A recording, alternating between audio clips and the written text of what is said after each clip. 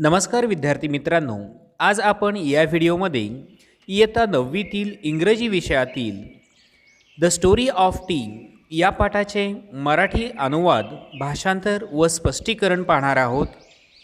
चला तर मित्रांनो, आता पाठाकडे वळूयात. Let us begin with a question. Can you name the most widely consumed beverage in the world after water? या पाठाची सुरुवात आपण एका प्रश्नाने करूयात. पाण्यानंतर सर्वत्र सर्वात जास्त प्यायले जाणारे व वापरले जाणारे पेय कोणते आहे हे तुम्हाला माहीत आहे का?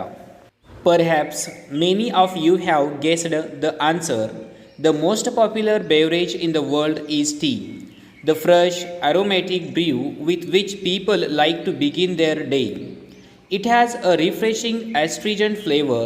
It is actually made by brewing, that is, by infusing in boiling water the leaves and shoots of a plant whose botanical name is the Camellia sinensis.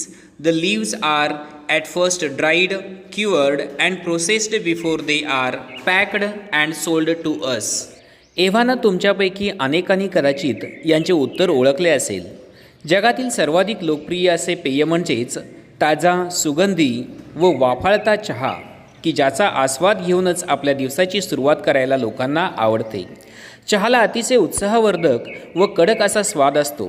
खरे म्हणजे कॅमेलिया सिनेन्सिस या बोटॅनिकल म्हणजेच शास्त्रीय नावाने ओळखल्या जाणाऱ्या चहाच्या झुडपांची पाने म्हणजेच त्यांची पत्ती आणि कोंब, त्यांची भुकटी पाण्यात उकळून गाळून हा चहा तयार केला जातो. चहांची पाने सर्वप्रथम वाळवली जातात, ती स्वच्छ केली जातात आणि मग त्यावर प्रक्रिया करून ती नीट हवाबंद करून आपल्याला विकली जातात. Next paragraph. Camellia sinensis is an evergreen plant that grows in tropical and subtropical climates. Tea plants require at least 100 to 125 centimeter of rainfall a year and prefer acidic soil. Many of the world's best tea estates are located on hill slopes at elevations of up to 1500 meters. It is said that the tea plants grow slowly and acquire a richer flavor at this height. Camellia sinensis ही एक उष्ण आणि समशीतोष्ण कटिबंधात उगवणारी व एक सदाहरित वनस्पती आहे. चहांच्या झुडपाला वर्षातून कमीत कमी 100 ते 125 सेंटीमीटर पाऊस लागतो आणि त्याला रुजवण्यासाठी आम्लता असलेल्या मातींची आवश्यकता असते. जगातील कित्येक सर्वोत्तम चहांचे मळे हे 1,500 मीटर उंचीवर डोंगर उतारावर वसवलेले असतात. असे म्हणतात की चहांच्या वनस्पतींची वाढ ही मंदगतीने होत असते आणि या उंचीवर त्यांचा स्वाद किंवा सुगंध अधिक होत असतो. Next paragraph. When the plants mature, only the top 1-2 inches of the plant are picked. These buds and leaves are called flushes.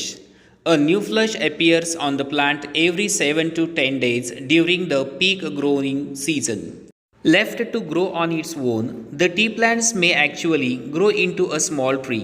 But in all tea gardens, the plants are pruned and kept at a height of about 3 feet. It means waist high to enable easy plucking of the leaves. जेव्हा अशा वनस्पतींची पूर्ण वाढ होते तेव्हा त्याच्या टोकाकडील फक्त 1-2 इंचाचा भाग खुला सोडला जातो.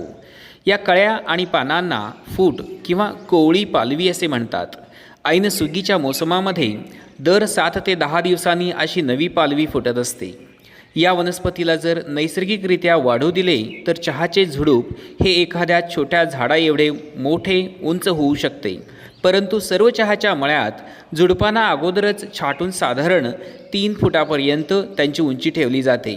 म्हणजेच कमरे एवढी उंची असते की ज्यामुळे चहाची पाने तोडून काढणे सोपे जाते. या पुढील paragraph. The teas we buy are actually classified according to their leaf size. Accordingly, we have 1. Assam type of tea characterized by the largest leaves. 2. China type characterized by the smallest leaves. And 3. Cambod characterized by leaves of intermediate size. आज आपण जे चहा विकत घेतो व पितो त्यांची सर्वसाधारणपणे त्यांच्या पानाच्या आकाराप्रमाणे विभागणी म्हणजेच गटवारी केली जाते. त्यानुसार एक सर्वात मोठी पाने असणारा आसाम चहा, 2 सर्वात लहान पाने असणारा चिनी चहा आणि 3 मध्यम आकारांची पाने असलेला कंबोड चहा असे त्यांचे प्रकार आढळतात. We have 3 very distinct and different tea growing regions in India. Each of these regions is famous for the special type of tea it produces, which are unique in taste, aroma, strength, and flavor. The three regions are Darjeeling in northeastern India. आपल्या भारतामध्ये चहाच्या उत्पादनाची 3 प्रमुख आणि विभिन्न अशी ठिकाणं आहेत. त्यापैकी प्रत्येक ठिकाण हे तिथे तयार होणाऱ्या चहाच्या अस्सल चव, गंध, कडकपणा आणि स्वाद या अद्वितीय गुणधर्मांसाठी प्रसिद्ध आहे. ही 3 ठिकाणे म्हणजेच भारताच्या उत्तर पूर्व दिशेकडील Darjeeling, Assam is for north east India and Nilgiris in south India. ईशान्य भारताकडील आसाम आणि दक्षिण भारतातील निलगिरी हे ठिकाण होय. Most people agree that tea is a refreshing drink. It contains no carbohydrates, fat और proteins. What gives tea its special and distinctive flavor is theanine as well as caffeine, which give the drink its stimulating quality. चहा हे एक अतिशय उत्साहवर्धक पेय आहे हे जवळपास जगातील सर्वजण मान्य करतात. त्यातील कर्बोदके नसतात, मेद किंवा प्रथिनेही नसतात. चहातील थिनाईन आणि कॅफाईन या घटकांमुळे चहाला एक विशिष्ट आणि खास असा स्वाद प्राप्त होतो की ज्यामुळे हे पेय उत्तेजक बनते. Next paragraph. How and when did people first begin to drink tea? An amusing story has come down to us from Chinese legends. It is said that Emperor Shennong, the father of Chinese agriculture and medicine, was on his way travel when a servant was boiling some water for the emperor to drink. Just then a few leaves from a nearby tree blew into the boiling water. The water immediately changed color. On drinking the water, the emperor was amazed by the rich flavor and the refreshing quality of the resulting infusion. Excited by the unknown plant and its amazing flavor, he carried out further investigation and discovered that tea had many healing and restorative properties and could also be used as an antidote to certain poisons. या पॅरेग्राफचा मराठीत अनुवाद पाहूयात. लोक सर्वप्रथम कसे आणि कधी चहा पिऊ लागले. चिनी परंपरेनुसार एक रंजक दंतकथा चालत आलेली आहे. त्यानुसार कृषी आणि वैद्यकशास्त्राचा प्रणेता म्हणजेच पिता जनक चीनचा सम्राट शेनॉंग प्रवास करीत होता. त्याचा एक नोकर राजासाठी पिण्याचे पाणी उकळत होता. त्यावेळी जवळच्याच एका झाडाची पाने उडून त्या पाण्यात पडली. त्याच्याबरोबर पाण्याचा रंगही बदलून गेला.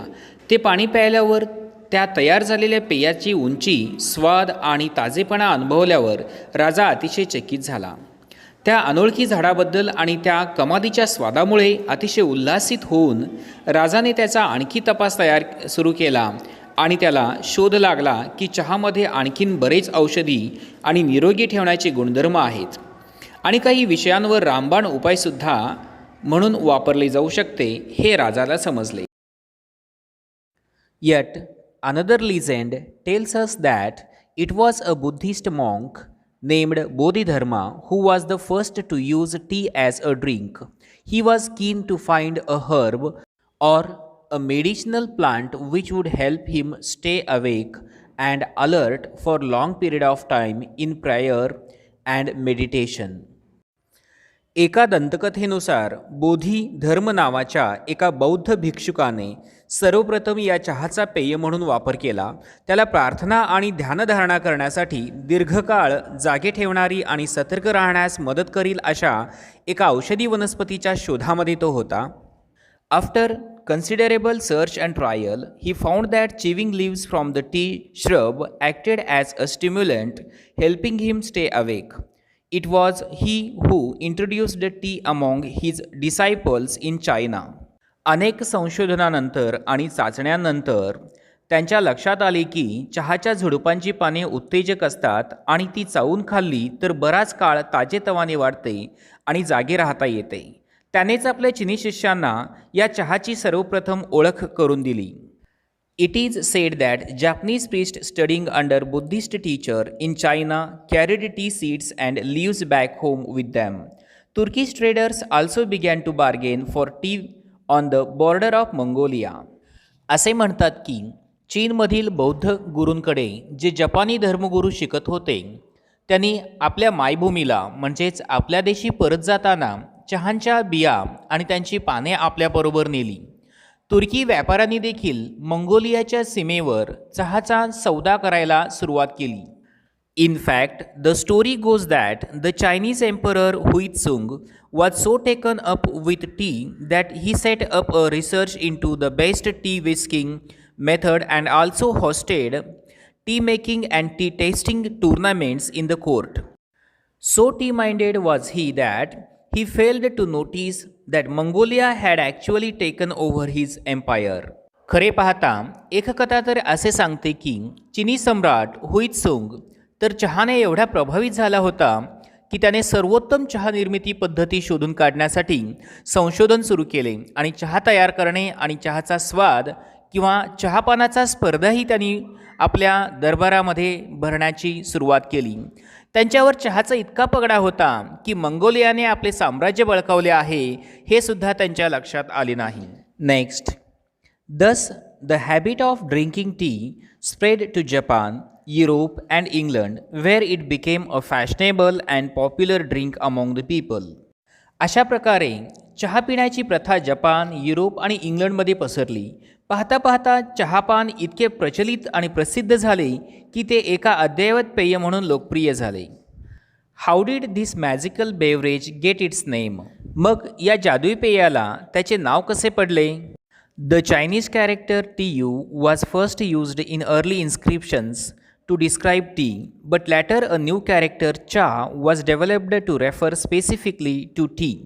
The word cha is now sometimes used in English to refer to China tea. प्राचीन कोरीव लेखात चहाचे वर्णन करण्यासाठी TU हे चिनी अक्षर प्रथम वापरले गेल्याचे दिसते.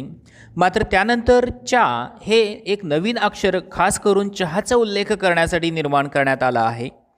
चा हा शब्द आता चिनी चहांचा उल्लेख करताना इंग्रजीमध्ये कधीकधी वापरला जातो. And as we all know it is very close to the Hindi word chai which is used all over India to refer to tea. आणि चहाय हा शब्द संपूर्ण भारतात चहा या नावाने ओळखले जाते. त्याच शब्दाला हिंदीमध्ये चाय या नावाने ओळखले जाते हे आपल्या सर्वांनाच माहीत आहे. Next, how did tea first come to India? चहा भारतात सर्वप्रथम कसा आला? Historians think that tea had been known in India as a medicinal plant since ancient times, but tea was not drunk for pleasure. Until the British began to establish plantations in the 19th century, in the 1770s, the British East India Company made several unsuccessful attempts to grow tea in Bhutan and Assam with seeds from China. काही तज्ज्ञ इतिहासकारांच्या मते प्राचीन काळापासून चहा ही एक औषधी वनस्पती म्हणून आपल्याकडे ज्ञात होती. पण 19व्या शतकात ब्रिटिशांनी चहाची लागवड सुरू करेपर्यंत चहाकडे एक आनंदासाठी पिण्याचे पेय म्हणून पाहिले जात नव्हते.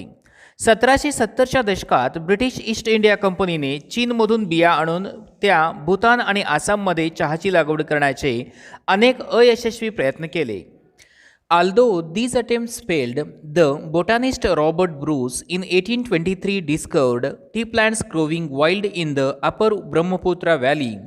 In May 1838, the first Indian tea from Assam was sent to England for public sale. Since then, India has gone on to become one of the leading producers of tea in the world. हे प्रयत्न जरी अयशस्वी ठरले तरी ब्रह्मपुत्रेच्या खोऱ्यातील उंच ठिकाणी चहाची झाडे अफाट वाढतात असं वनस्पतीशास्त्रज्ञ रॉबर्ट ब्रूस यांना 1823मध्ये शोध लागला. 1838 सालच्या मे महिन्यामध्ये पहिला भारतीय चहा आसाममधून इंग्लंडला विक्रीसाठी पाठवला गेला.